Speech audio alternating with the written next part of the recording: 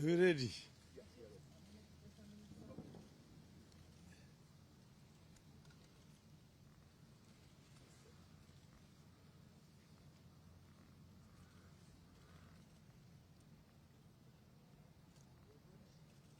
Good? Ladies and gentlemen of the press,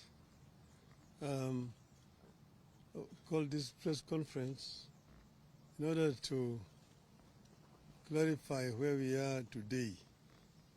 Yesterday, I did give an interview with the media and said that today, the 35th anniversary of Sabasaba, I was going to go to Kamukunji to join other Kenyans in commemorating this very important day. Unfortunately, as you all know, circumstances, today there are roadblocks all over town, which has made it difficult for people to move to Kamukunji. In the circumstances, I've decided therefore to talk to the media here at Serena. Some of you may not know fully the history of Sabasaba. As you know that Kenya attained independence in 1963, and at that time it was a multi-party system. We had three political parties: KANU, KADU, and then APP. But after a very short period of time, those two other opposition political parties, because KANU had won the elections and formed the government, and the two other parties were in the opposition, they were folded up and joined KANU. And KANU remained the only political party. However, in 1966, an opposition party was formed called the Kenya People's Union. This party survived for 3 years, and it was banned by the government in 1969. And the leadership of the party were arrested and taken to political detention. From that time onwards, Kenya remained a de facto single-party dictatorship from 1969 to 1982. 1982, when some of us wanted to form a political party, the regime then went to Parliament and introduced a law to make the country a single party,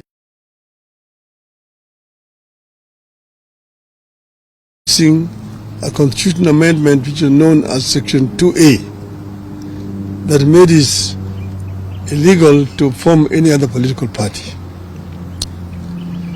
So from 1982, it remained literally a single-party dictatorship. But that is the reason why in that same year there was a coup attempt which did not succeed. But before that, a number of Kenyans were arrested and taken to political detention. Most of them were lecturers at the University of Nairobi. Mukarunganga, people like Professor Katama Mukangi, Professor Willy Mutunga, Dr. Professor Yugi Akongo, quite a number of university lecturers were arrested and detained, and the others, Koigo Amwere, George Anyona, were taken to political detention. So this situation persisted. Some of us were arrested in that year, 1982, after the coup attempt, and taken to political detention. And we stayed there for 6 years. Then in 1988, Kanu brought an amendment to his laws, saying that they were bringing what they called direct democracy, where there was a nomination process, where people were lining up behind the candidates. And then the returning officer would count the voters who had lined up behind the candidates. And whoever got the highest number of votes, if you got more than 50% in total, you are automatically declared a member of parliament without having to go to the ballot. That process was abused, and many popular candidates were rigged at that stage, and therefore there was no real proper election in 1988. This now added momentum and anger to the movement for change. Among those people who had been rigged out were the Kenneth Matiba and Charles Rubia. So, come 1990, by that time I had been to detention 2 times. The 2 politicians, Kenneth Matiba and Charles Rubia, on the 2nd of May 1990, addressed a press conference in which they said that Kenya, the time had come for Kenya to become a multi-party. That Kenyans wanted a multi-party system of government. They were condemned seriously as being ethnic chauvinists, anarchists, people who want to bring chaos in this country. We're told that this country was not yet cohesive enough to become multi-party.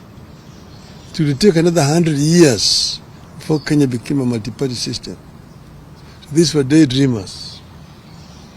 So the kind of machinery at that time set off now to demonize the 2 members of parliament, the 3 former members of parliament.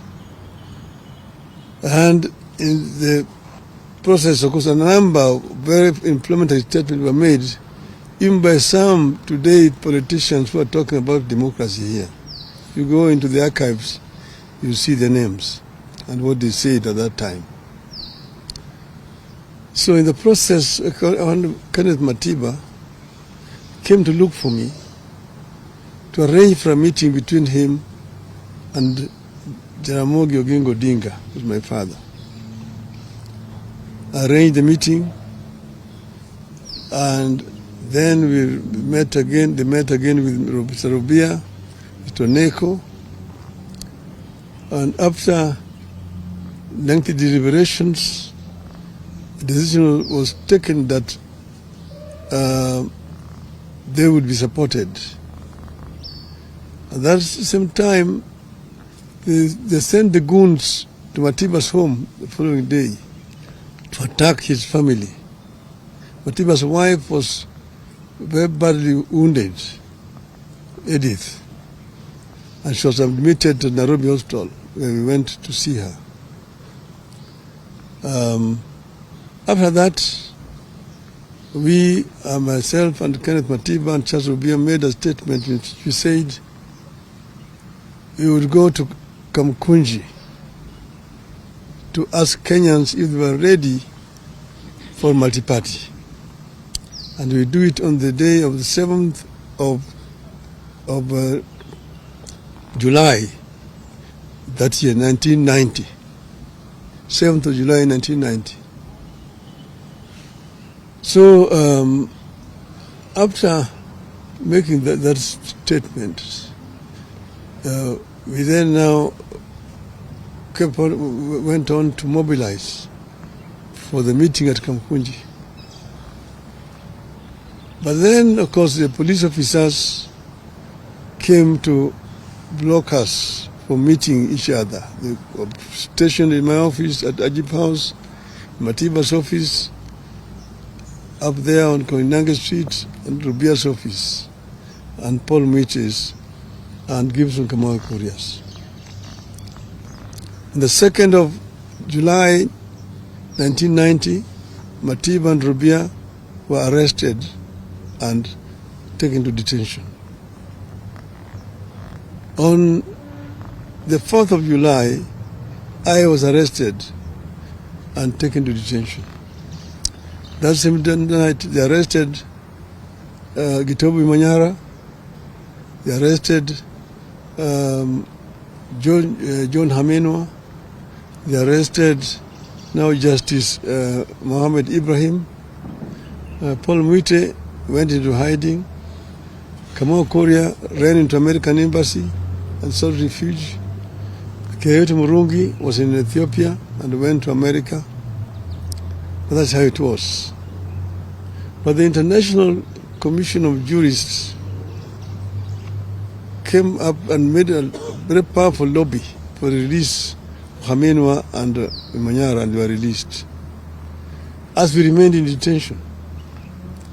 And as you know, Rubia is the one who was first affected. He got a very serious infection, was taken to hospital. Eventually, he lost his vocal cords and was released. Matiba suffered a stroke in detention and was removed and eventually brought to Nairobi Hospital, after which she was then taken to London for treatment. That completely undermined his health permanently. And these two people eventually died because of not old age at that time, but because of the injuries they sustained while in detention. Many people, but in spite of our being detained, the Kenyan people braved it and came out in numbers to go to Kamukunji on the 7th of July 1990. Many people were killed attempting to reach Kamukunji grounds that time. So then, after we came out of detention, then Ford was formed. We formed Ford. After forming Ford, again we get pressed and said we were going back to Kamukunji. Eventually, when I was targeted again, I was moved away from here and taken into exile. But our people braved it and managed to march all the way into Kamukunji. And you see the photograph in front page of Nation there today. You can see Martin Chikuku, James Orengo, Anyang Nyong'o, Masinde Muliro on the back of that truck getting up to Kamukunji. That was not on Sabasaba, that was on the 16th of November 1991. But it's still the Kamukunji. That's why Kamukunji is very historical for the second liberation of this country. And that's why we celebrate Sabasaba. The fateful day on which Kenya's struggle for multi-party democracy took the most decisive turn is iconic and historical. It's a day rivaled only by the present day Masuja Day, previously Kenyatta Day, that celebrates the arrest and detention of the freedom fighters jointly called the Kapenguria Six. It is regrettable that the recognition and remembrance of Sabasaba has not been consistent in its short period history of 35 years. One moment it is important. The next moment it is not. On this 35th anniversary of Sabasaba, we decided to remember and to set the record straight on its significance, what it was and is, and what we ought to do with the foundation it laid for the country. Before that day, some patriotic Kenyans had demanded the repeal of Section 2A of the Constitution. A number of people, including Kenneth Matiba, Raila Odinga, Mohamed Ibrahim, Toby Manyara, John Haminwa, and Charles Rubia, among others, were arrested and detained. It is quite unfortunate that some of the people we were fighting then and who sanctioned those arrests are trying to hide behind Sabasaba to advance their political fortunes. Some of them are alive today and now are masquerading as liberators. On the fateful day, July 7th, 1990, thousands of Kenyans tried to gather at the historic Kamukunji grounds to take stock of the past, the state of the nation, and chart a path of freedom forward. We decided that Sabasaba would be a march for political freedom and liberty, freedom of association, freedom of movement, freedom of expression, and a new democratic constitution founded on multipartyism. Kenyans wanted a fulfillment of the Kenyan dream, which was eradication of poverty, ignorance, disease, and good governance. That clarity of mission is what made Sabasaba different from all other confrontations with the Moi Kanu one-party state. Sabasaba, therefore, was and still is about the sacred and historic grounds of Kamukunji. It was not and is not just another routine street protest in Nairobi or any other town. At Kamukunji is where they held the last cow Kenya-Africa Union meeting in 1952. It is where Kanu's first rally was also held. It was also where the first Ford meeting was held after registration. Sabasaba had a singular purpose: to the repeal of Section 2A of the Constitution and allow multi-party democracy in Kenya. Sabasaba had clear and known national conveners: Kenneth Matiba, Charles Rubia, and yours truly, Raila Odinga. It was what gave birth to a bigger and powerful forum for the restoration of democracy, Ford. Ford had a known nationally inclusive leadership: Jaramogi Oginga Odinga, Philip Gachoka, Ahmed Bamariz, Salim Damwe, Asinde Muliro, George Ndenge, Kenneth Matida, Charles Rubia, among others. Sabasaba was inclusive, democratic, and intergenerational.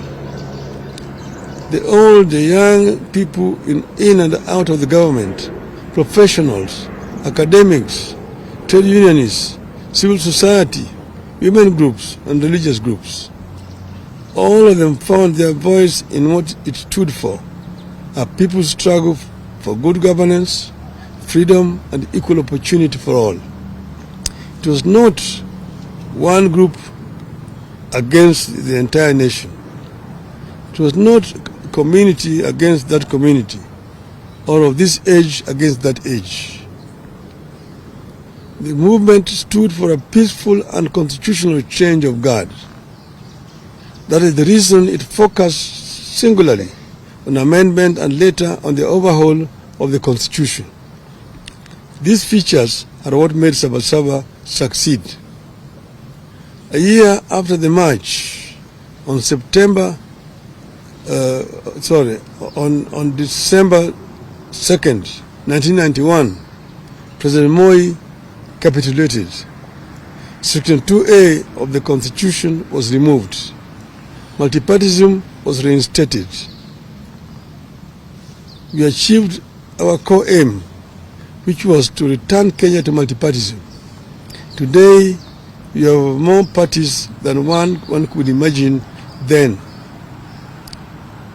That single amendment paved the way for the complete overhaul of the Constitution and the birth in 2010 of a new Constitution that came with provisions for fundamental freedoms and liberties that our citizens enjoy today. It is clear that many of the ideals espoused by the dreamers behind Sabasaba have become part of the national aspiration. We are a better nation because Sabasaba happened. We have a duty and a responsibility to honor the men and women who dared to dream and to turn out at a time of great peril to themselves and their families. 35 years later, the country is grappling with a new wave of unrest and political activism. The question we have to ask ourselves is, where do we go from here? Do we embrace chaos or a coming together of minds and country? As a living architect of the events leading to the Sabasaba, I choose a coming together of minds and country in the interest of the country. I long fought for its progress, stability, and prosperity. The most important struggle taking shape in our country today is the struggle for good governance, economic opportunity, and equality. The biggest challenge facing Kenya today and into the foreseeable future is how to expand economic opportunity and lift particularly young Kenyans out of poverty, exclusion, and unemployment. Kenyans are yearning for programs and leaders that prioritize economic inclusivity, social justice, and political freedom. There is no doubt that the country is yearning for legislation that makes our institutions more responsive, programs that ensure adequate funding for services that touch wananchi, changes that make our judiciary free, efficient and progressive, measures that make the executive more accountable and efficient. We must end impunity and corruption within our three arms of government. Our leaders must become modest, ethical, humble, and accountable. What is to be done? What is to be done? I propose an inclusive, intergenerational, national conclave to hear our people across all divides and come up with irreducible reforms and changes necessary to take the country forward. I propose that the country urgently returns to the agenda of comprehensive police reforms, focusing on enhancing accountability, transparency, and improving the police-to-people relationship.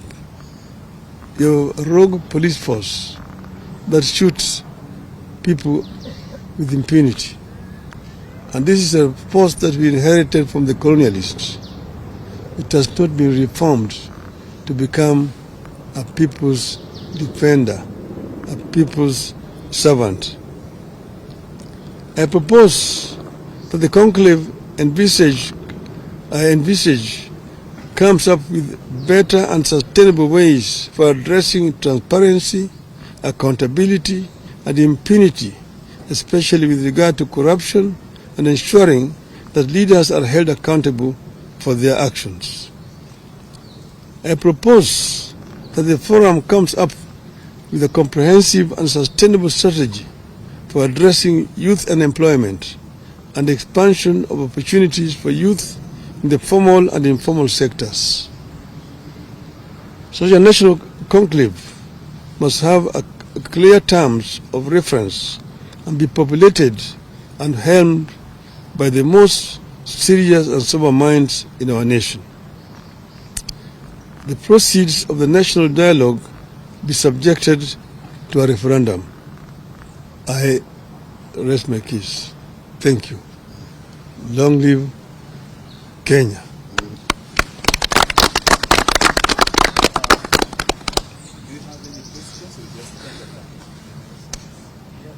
Maybe one or two.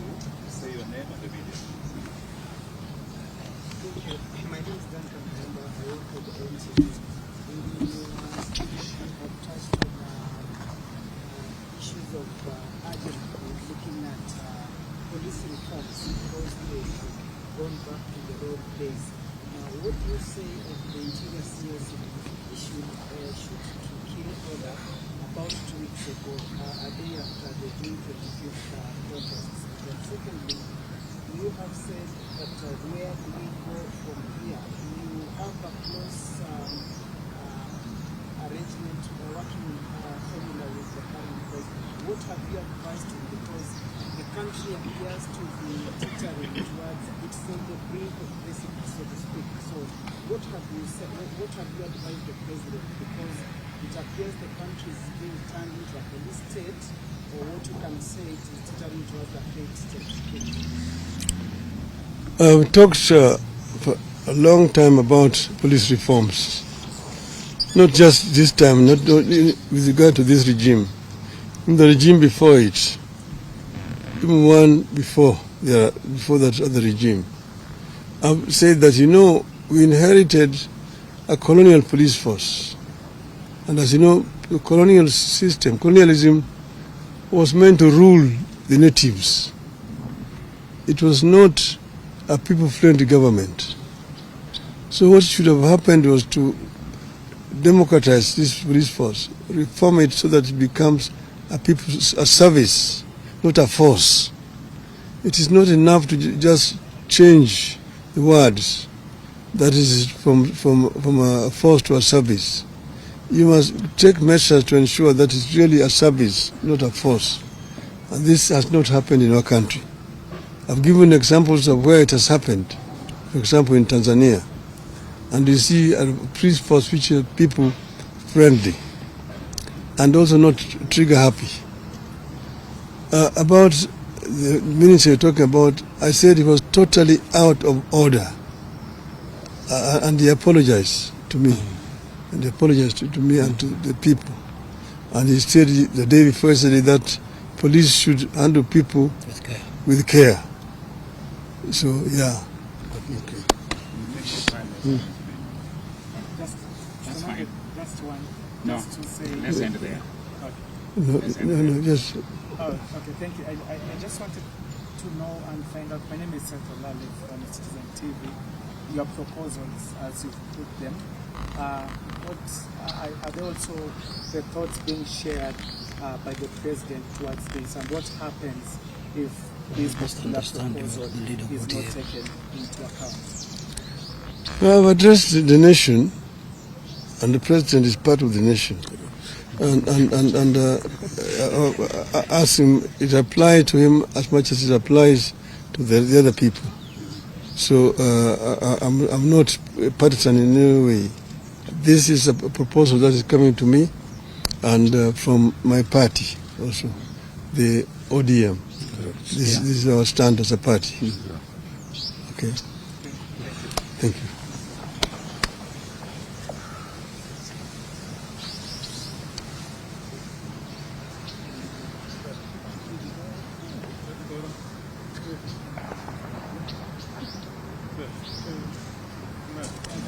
Jadi mangkuk tu.